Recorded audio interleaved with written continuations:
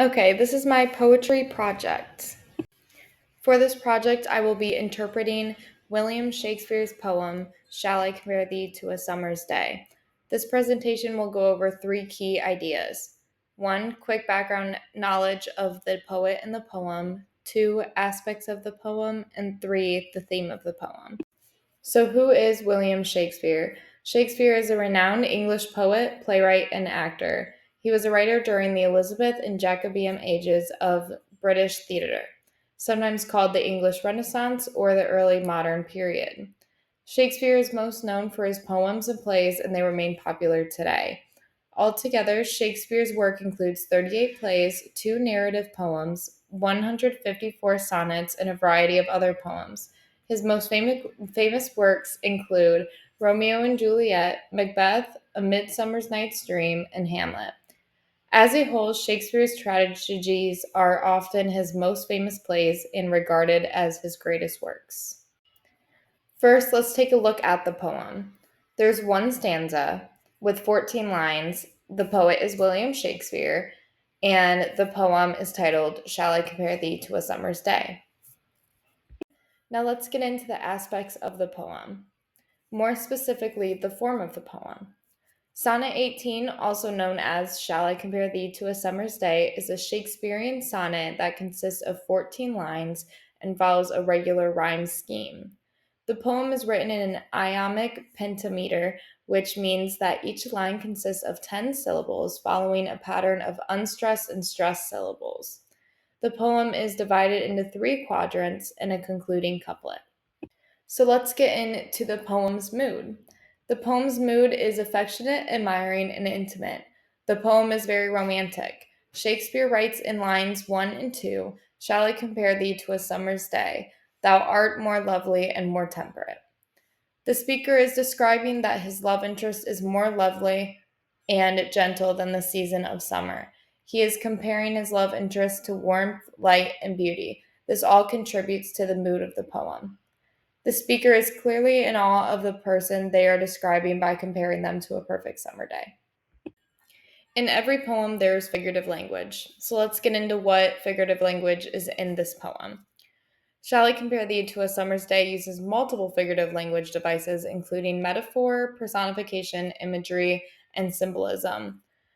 So, starting off with metaphors, the most prominent figurative language device is metaphor when it comes to this poem. The title in the first line, Shall I Compare Thee to a Summer's Day, compares the speaker's love interest to a day in the summer season. The metaphor sets up the poem's central comparison. Another metaphor in the poem is line 3, Rough winds do shake the darling buds of May. The metaphor suggests the early beauty of spring, which can be disturbed, unlike the love interest's beauty. In this poem, there is personification, one line being, Rough winds do shake the darling buds of May. Shakespeare gives wind the human ability to shake, and the buds are called darling, which adds emotion, personality. Another line being, Sometime too hot, the eye of heaven shines. In this line, the sun is personified as having an eye that shines too brightly, giving the sun a human ability. The last line I'll be going over that is personified is, Nor shall death brag, thou wanderest in his shade. This line is giving death human qualities of someone who can brag. Next, we have imagery. Throughout the poem, imagery can be seen. Here are a few examples. Summer's day, you can imagine the warm sun, cool breeze, and the smell of grass. Gold complexion dimmed. This line makes you visualize a gold hue from the sunlight. And then again, darling buds of May, which we've already seen. This helps you imagine the warmth, brightness, and blooming of life in the summer. Next, we have symbolism. The poem, Shall I Compare Thee to a Summer's Day, contains symbolism. Three main words are summer, which symbolizes beauty that is temporary or short lived, the sun, which symbolizes life and warmth, but also imperfections, and internal lines, which symbolize immortality throughout art and literature. Next, let's get into the discussion of rhyme, assonance, and consonants. Starting off with rhyme scheme, the poem uses A B A B, C D C D, E F E F, and G G. So you can see the pattern there with the A and the B, and then it being repeated again, and then the last couplet being G, G.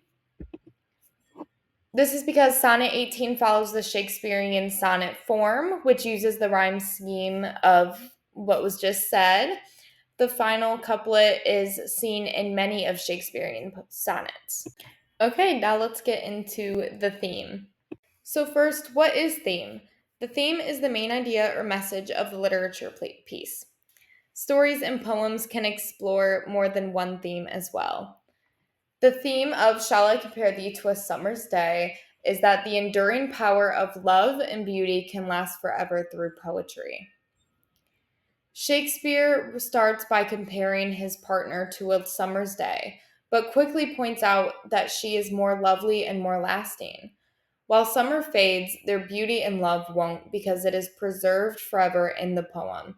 The theme is also about how poetry can defeat time and death. So let's take another look at the poem. Make sure that you remember the theme. The enduring power of love and beauty can last forever through poetry.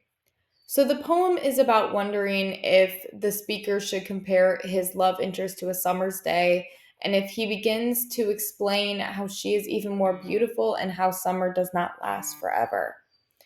Line 4 says, "And summer's lease hath all too short a date."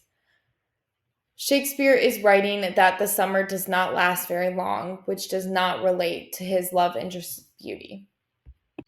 Continuing on with the theme in the poem, Shakespeare then writes in line 7, "And every fair from fair sometime declines." This line means that everything beautiful eventually fades, which Shakespeare then follows up with line 9 that reads, "But thy eternal summer shall not fade," which means that her beauty will never fade. These lines relate to the theme of lasting beauty. The last 4 lines in the poem represents the theme.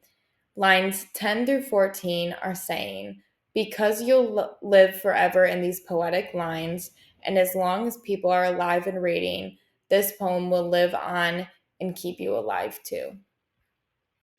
So Shakespeare is writing about how the power of love and beauty can be lived forever through written works of art. An example would be his poem. So, how does figurative language emphasize and contribute to the theme? Figurative language is used in poetry to elevate the theme. For this poem, Shakespeare uses figurative language to make the poem feel alive and timeless, just like the love interest. It turns love and beauty into something that can literally defy time and death through words. Here is the poem one last time, just to read through it and kind of remember what we talked about with the figurative language, the rhyme scheme, and the theme. All right, and that's the end of my poetry project. Thank you.